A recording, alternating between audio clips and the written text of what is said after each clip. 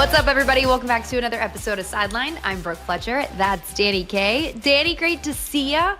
Great to see you too, Brooke. I love that you get to be home, and every single time I talk to you now, you're in Chicago and you're actually having some time off. Do you feel well rested? I do. It is funny that I've actually caught up on my sleep, and now I feel like I'm actually present in conversations. Whereas before, and you probably can relate, Dani, when it's like you keep going, and then you're like with your friends, and they're like, "Wow, like you're so talkative." I'm like, "Yeah," because I feel present. Yeah, I'm actually listening to you. There have been times where I feel like I'm at a dinner or something, and people are talking to me, and it's like you're completely stale-faced. And you don't mean to. And it's just like, because I think it's just you're coasting, and you're like, you're so busy, and you're just trying to like get by. And it's like when it's in the thick of the season, and you feel this way too, it's just like, you don't mean anything by it. But now it's like, I feel like I can breathe a little bit. And so I'm catching up on my calls with my friends, and a lot of friends are having babies and big moments in their life, so just just catching up, having time to actually call them now. Yeah, no, that's special. It's actually raining here in Newport Beach, which happens like maybe twice a year, so it's actually been really cozy morning. But I work later on tonight. It's an Asian swing right now for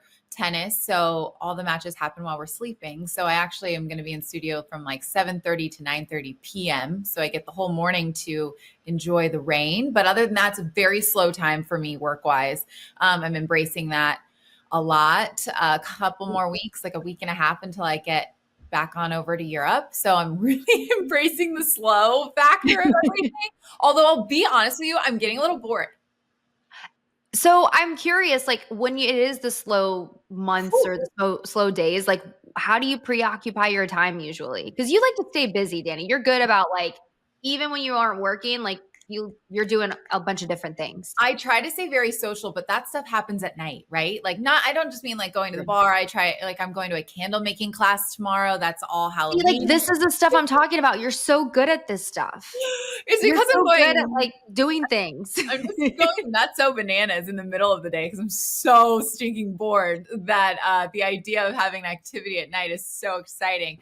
But no, I've been watching a lot of television. It was funny. It was the first time I watched it's the Emmys, right? Where they give out all the TV. So I watched the Emmys this year, and my sister kept looking at me. She's like, "I've never heard of any of these shows." I was like, "Oh, I've actually seen all of them." The only one I hadn't watched was Slow Horses and Adolescence. But since then I've started Slow Horses, which is fantastic. And Adolescence is so unbelievably sad. Like I felt like it's uncomfortable. It's really raw. It's kind of through the lens of and perspective of a parent of a kid who commits a major crime, and you're questioning your parenting skills and what did we do wrong, and that perspective I feel like I've never seen before. So it was really wild. But anyways, I've been watching a lot of television. I heard The Pit is really good, so I'm assuming you've watched it. Yes, I've watched it. It's fantastic. And I've talked to a couple. On my beach volleyball team, I had an ER doctor. He said that it was, obviously some of it's a little, like all of that amount of drama is not necessarily happening in one day, but the day-to-day grind of the types of people that keep coming in, it was very, very spot on, he said. We just started, that's on our list, and we just started The Americans, which everybody has said, I mean, nothing but great things. Obviously it's an older show, but like talk about awards, I think it's won like a bunch. So Jake and I are really into like the CIA, like kind of, type shows. So we started that, and it's been so good. But what's funny is there's always like a big discussion on like when you watch a show with your significant other, like, is it okay to, when you're not with them, to like skip ahead and watch a few episodes? Or are you big on like, no, you have to like watch each episode with them? Well, I have to dive back into the history bank to remember a time where I had a boyfriend to watch a show with. But Brooke, if I'm being honest with you, I stick to that because I think I look forward to it. Okay. But, because I'll get annoyed if like they plan something work-wise, or if they're going somewhere that was not on the schedule and I thought we were going to be able to catch up on the show. I'm going to be like, wait. Well, that's like even with you and Morgan, right? Like if you guys, because you guys live together, and if you're watching like a show or something. So like the other night, like he falls asleep as soon as we get in bed. Well, I'm wired, and like, we just started The Americans. Well, I don't wanna go to sleep yet, and so I just keep watching, and we have the timer on, and I, keep extending the time the sleep timer because 'cause I'm like, "Just one So more episode." how does he feel about that? He's just missing half Oh, the show? yes. So the next day, he's like, "So, should we watch The Americans?" I'm like, "Well, you need to catch up because I watched 2 episodes last night. I couldn't help myself." That's So really cute. It's actually probably the comfort factor because yes, you mentioned Morgan and my sister living with me. I absolutely will watch a show and she'll just have to catch up. So maybe it's yeah. a comfort factor thing for you. I have no self-control when it comes to TV shows. I am one of those where I'm a binge watcher. If I start something, I will finish that whole series in 2 days. I don't know how people are like, "Oh, I'll just watch one episode and I'll rewatch next week or I'll pick it back up next week." Like, what? Yeah, no, that's nuts. Also, it's Halloween time, right? So Oh, yes. never been a big scary movie Oh. person. I'm too scared to watch it by myself, that's for sure. But I did watch a thriller. I'm going to call it a thriller and not a scary movie Okay, what was it? on Netflix. Everybody should watch it because I was able to do it without feeling like I needed to put the covers over my head because it wasn't scary. It was kind of like trying to solve a mystery almost. Keira Knightley's in it. It's called The Woman in Cabin 10. Okay. And on Netflix. It was really good. I'm making a note right now because I'm all into the thriller movies. The Woman in Cabin 10. Mhm. Okay. Noted, because we watched a scary movie the other night because this is my second favorite holiday, Halloween, and, I need to feel like I'm in the spooky season, and so part of that is watching really scary movies that I probably shouldn't watch because I'm not gonna that's probably why I didn't sleep the other night, now that I'm thinking about that. Wait, That now actually I wasn't wanna ask you about all the spooky things / Halloween fall stuff. Are you Yeah. apple picking? No, but I kinda wanna get into that. I am gonna paint a pumpkin. We're doing, a little girls' night, paint pumpkins on Sunday. Of course, just trying to get into the little mix. That's one thing I do love about Chicago, though, is that you get the 4 seasons, and so growing up in, Georgia, it got so hot that all the leaves would fall off and, you didn't even get to experience it. So, yeah, the leaves are starting to change, getting the full thing. Do you even get fall weather in Newport?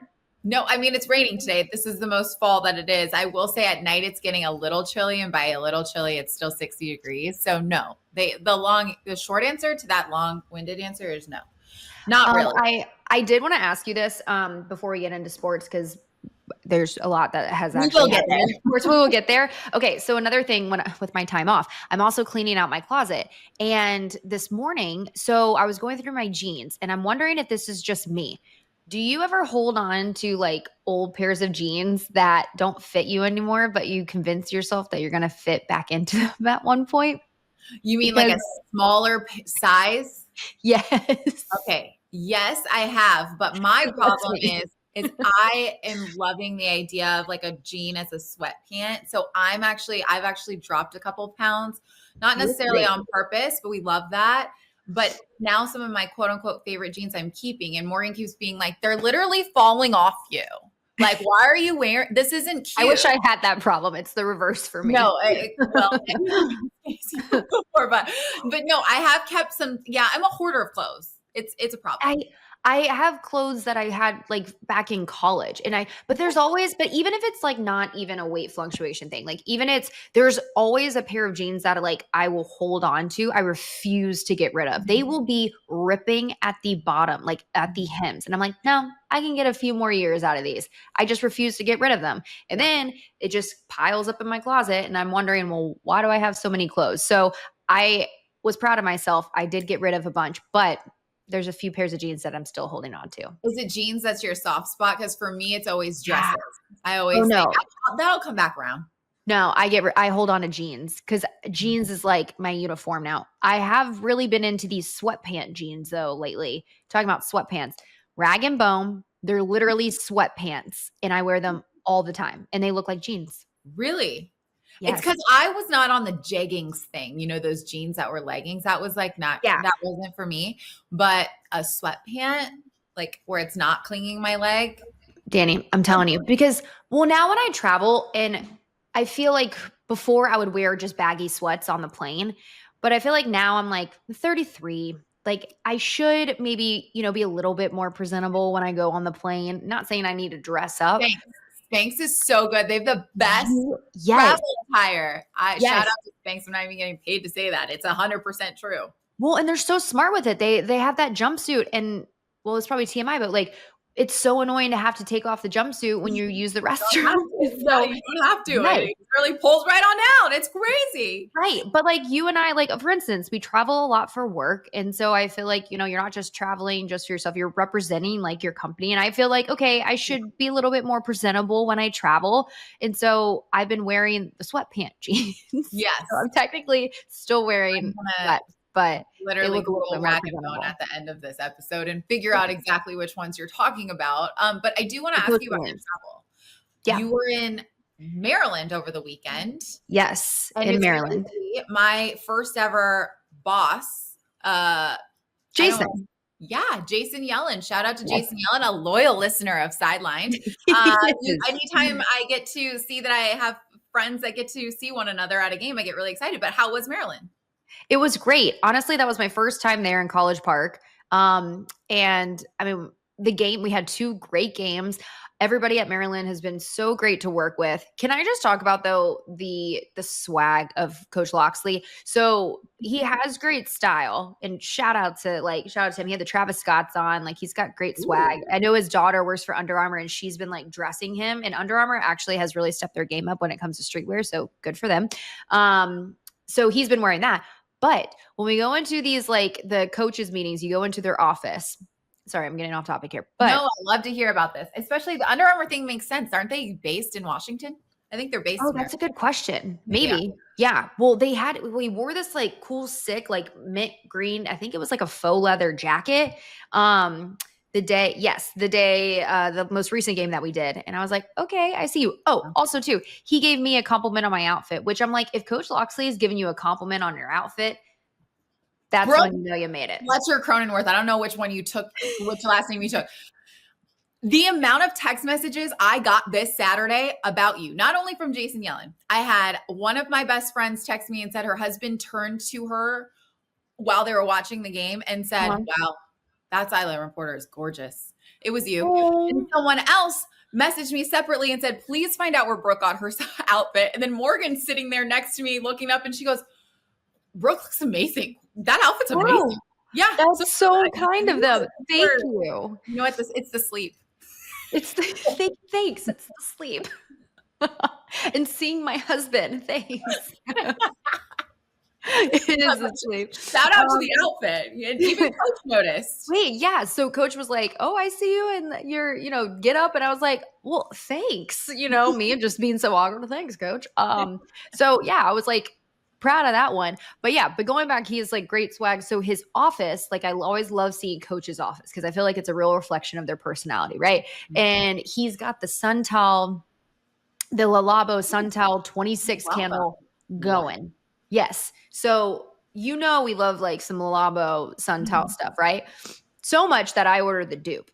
I didn't get the big one, but I did order the dupe and it is going in my place. But yeah, so shout out to him. But yeah, Maryland's great. Everybody's super kind, and it sucks the way that the last 2 games have ended because they really do have a good thing going there. Just like getting over that hump.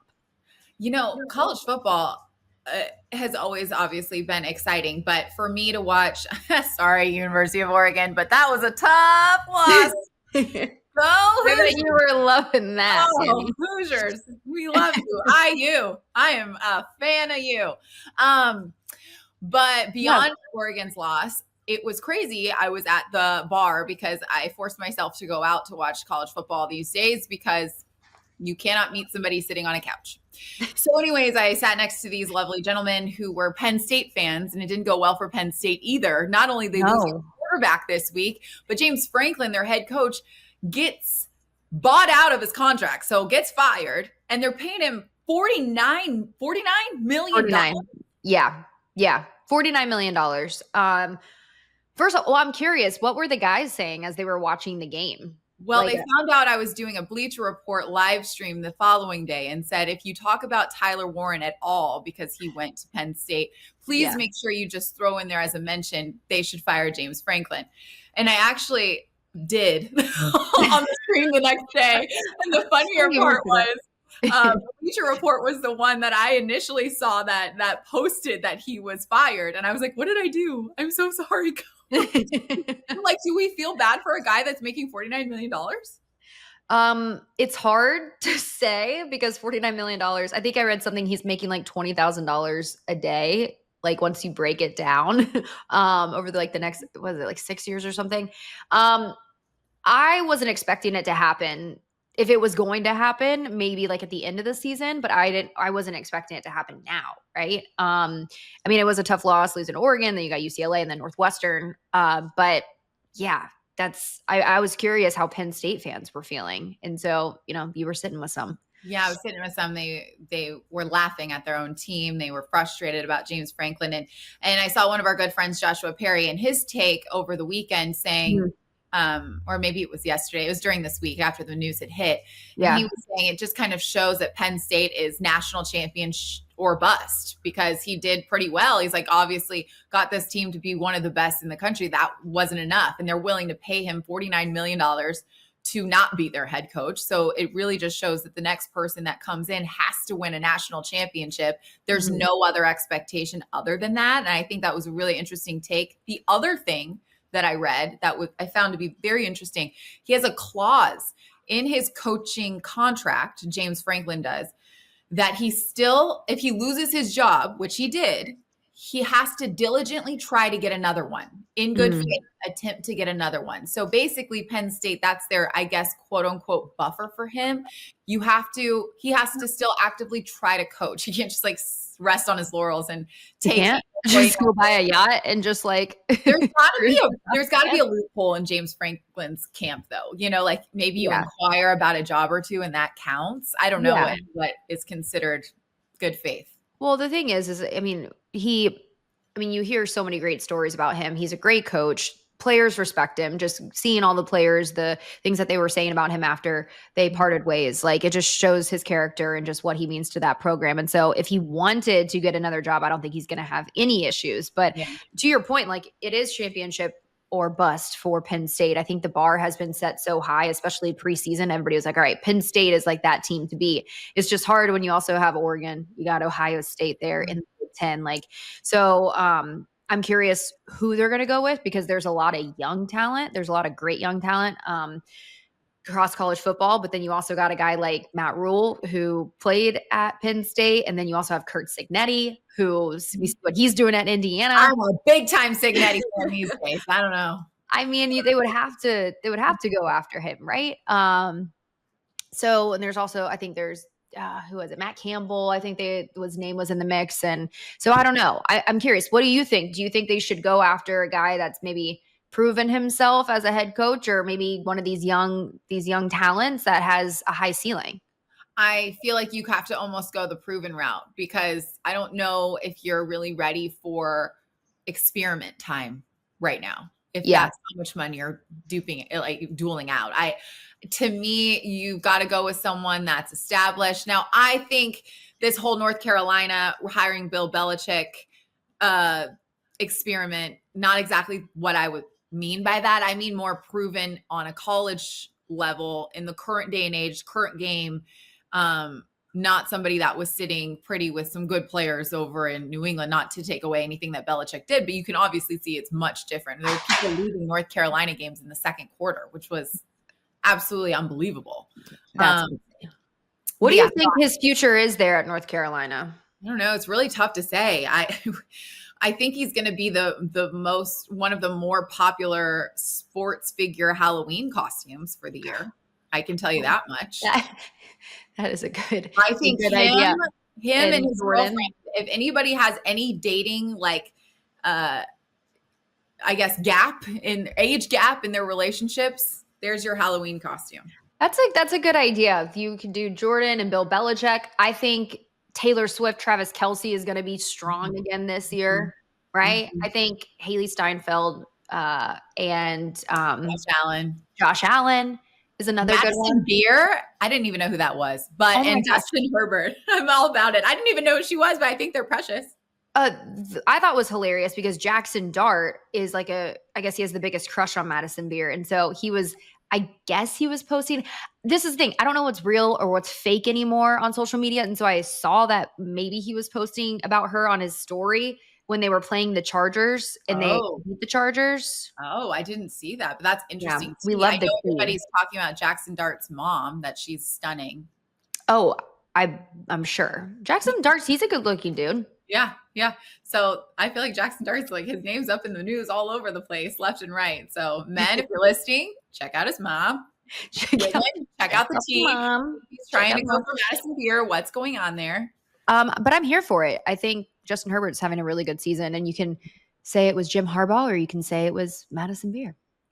I like to say it's Madison Beer, personally. It's, behind every great athlete's a great woman, Exactly. And I don't know if that's a thing, but I like all said and done. They do give kudos where kudos are due. Yeah, seeing Josh Allen talk about Haley Steinfeld is like the cutest thing ever. They're my favorite. Makes my heart melt. It's so cute. Can't handle it. By the way, speaking of Taylor Swift, did you listen to the new album? Do you like it? Just about to ask you that because we didn't even discuss last week. Yeah, I'm actually a huge fan. Here's the thing. I'm not a true Swiftie, okay? I'm new to this. So for me, I like a good bop. I understand like she's a big storyteller and, songwriter and stuff. I think the music's great. But I know there's a lot of criticism. What do you think? So I actually happen to be awake, which is shocking because I go to bed at like a grandma hour when it was released. So I decided to listen to it. And granted, I listened to like a minute of every song. Okay. As my first pass through. I was actually gut reaction, initially disappointed. I thought there'd be more poppy ones. So without knowing or understanding what everything was saying, Wood was actually my favorite. No, same. I texted our group text and I was like, guys, it was the morning that it came out. And I was like, Wood's my favorite. Too bad it's about Travis Kelce's fill in the blank. And Joshua Perry goes, Brooke, it's way too early for this. I was like, yeah, honestly, I didn't even really understand the words. I was listening to the beat and I was like, oh, this is her most upbeat one on the album. I love this one. And then I had also said that in a bunch of group chats and then got wrecked the following day when everybody looked into the lyrics. I love Wish List because I feel that one in my soul.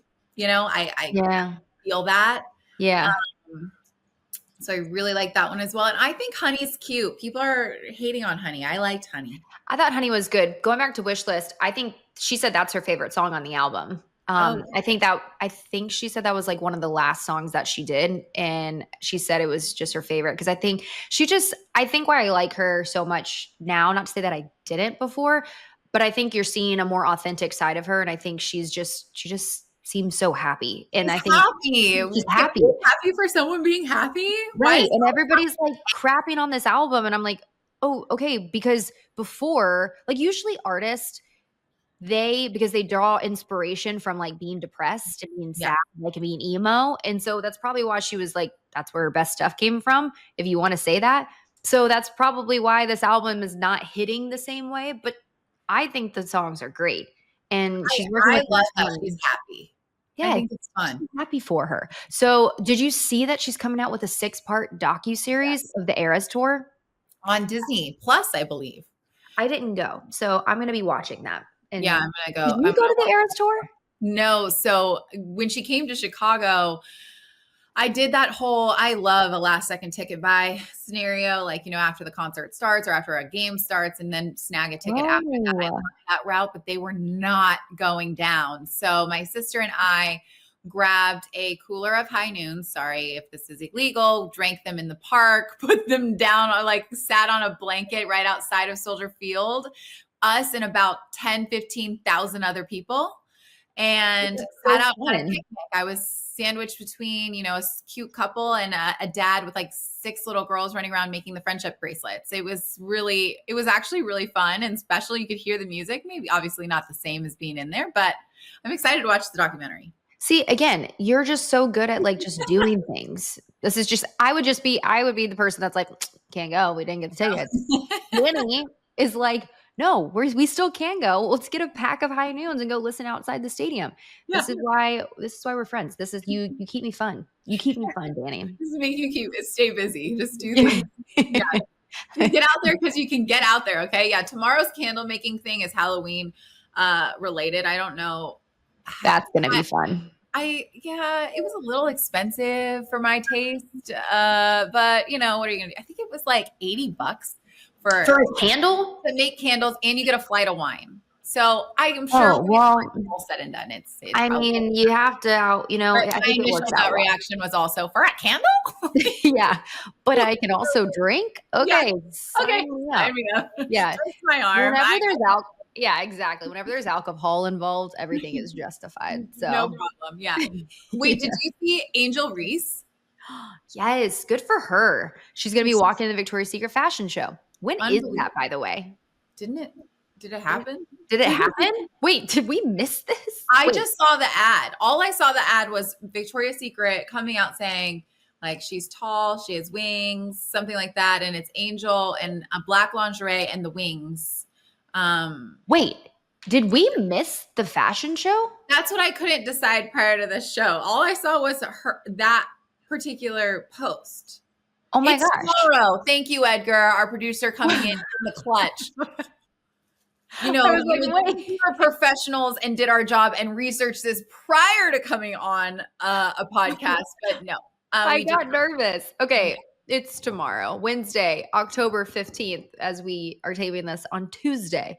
I'll have to DVR it because I'll be making a candle. Can we just talk about the lore of the Victoria's Secret fashion show and the chokehold that it had on us growing up, Dani? Because I don't think this generation, younger generation, really understands. No, because for a long time it was like, these are impossible bodies to look like. You know, that was, I feel like, some of the criticisms that have happened recently. But as a young kid, if you weren't watching the Miss USA pageants, you were watching the Victoria's Secret fashion show. I mean, everyone's amazing. The bedazzled sets, the big wings, the bigger the better. The women are gorgeous. And it's okay to have an aspirational goal, whether it be body type, face, hair, height. I mean, things that you can't control or change, but you can appreciate beauty in another person. And that part always confused me. Why are we saying these women aren't normal women? They also eat and breathe the same that we do.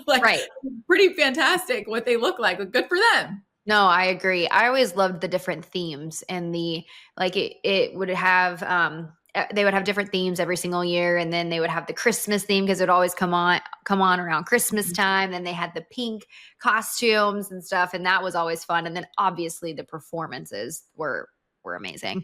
But I'm glad that obviously we're in a different time. Things needed to change, but I'm glad that they're trying to make, it relevant again. And part of that is having Angel Reese in the mix. And she's the first athlete, I believe, to ever do the show. And so I think it's really cool. I know there's been mixed feelings about it just because she's an athlete and she's just, I think for whatever reason, this controversy follows Angel Reese, but I do think you need to take each scenario by itself and looking at the fact that she gets to be in this Victoria's Secret fashion show where that means we're appreciating a strong body. We're appreciating height. We're appreciating muscle, fierceness, and she embodies all of that. So it's going to be really fun to watch. I think it's a huge step in the right direction. I'm somebody that, walking around, if I notice someone's muscles, definition and tone on their arms, I'm my jaw's on the floor. So it'll be fun to see, different body types mixed in is wonderful. Well, and I'm glad. And I also don't think it's any different than we're seeing a lot more athletes in Sports Illustrated now. And they have the Sports Illustrated week and they walk the catwalk and the runway. And I just think this is great that we're kind of bridging this gap because I think a lot of people always thought women athletes, they weren't feminine or they were afraid to show their feminine side. And so now it's I love seeing all these women embrace that. So good for Angel. She's going to crush it. I was talking about these weights and muscles and that sort of stuff in your arms. But speaking of workouts, I heard you started a Pilates class recently. How was it? I'm so sore, Dani. It's not even funny. I have muscles that I didn't even realize. I got into the reformer a little bit during the last probably 6 months or so. Yeah. But there's reformer Pilates, which is on those crazy machines that move around and they've got all, there's a bunch of different, and then there's mat Pilates. Which one did you do? I did the one where it looks like all the different bars and blocks and weird things. It's like, what am I getting myself into? But I loved it though. At the end of I had no idea what I was doing, but I can see, especially for my body type, like I bulk up. I just have that. I need something that like can lengthen my muscles. Yeah, that can leave me out. And I mean, gosh, I only did it because it was part of like an event. I only did it for 30 minutes and I'm already this sore. So I'm going to give it a try. I'm going to go back next week. So I'll report back. Hopefully it works out, because everybody I talk to that does Pilates, they absolutely love it. And they look so toned and lean, which is really the reason I added it to my repertoire of workouts, because I'm a big lift weights kind of girl. And I know you like Orange Theory. I like something very similar, like in an F45 format. I recently met a girl at the gym who is 6'3". Mm-hmm. She is a former college volleyball player, then played professionally overseas for a bit. Okay. She's 39 with 5 kids, and she looks unbelievable. What's her and secret? I almost passed out because she turned to me and she was like, "Oh, you look like you," because it was a partner workout. And I went to a new gym and she was like, "I think you and I can lift the same." And I was like, "Oh my, thank God. Thank you. Wow. What a compliment." Anyways, we get to chat. What a compliment. To all of these workouts. And have you heard of this thing called 𝗵𝗻₻? No. Okay. 𝗵𝗻₻ is like this new hot, trendy, not CrossFit Games, but similar-esque. It's like this cult of people that train for this big event. There's one in Chicago. They were doing it there too. It's like a sled push. You're doing burpees, ski ergs, like where you like pull down on that machine and it's like, you're like winding your arms round and round. Rows, thrusters. Anyways, it's a competition and it's a partner competition. She's training for this. I would rather die. That sounds like my worst nightmare. Those are like, when you talk about a workout, those are all the stations that I want to. Those are my least favorites. Yeah. Like I would like if I read ahead and could see that was on the workout, I would skip the workout. Yeah, I wouldn't. But we support her and we love that so much for her. Well, see, the thing is, Brooke, she's been inviting me to the classes. Oh, Dani, are you going? I've been going. Well, they're Fridays and they're a 𝗵𝗻 conditioning class. And I feel like I want to keep up with her because she, kind of embodies what I would like. She's married. She's like got kids. She looks fantastic at nearly 40, former athlete. I'm like, I want to do what you're doing. And so I feel motivated by her. And so I've been going to these classes and actually like I pray all morning until it gets to the class time. Then I go through the class and I literally call my parents after like a child. And I'm like, "I made it. I'm okay. I conquered the world." It's so Wait, good for you though. Honestly, you're right. She's motivating me. You're motivating me. Well, and you look great. I mean, it's clear like it's working. You were just saying like you all your genes are like falling off of you. So you're doing something right.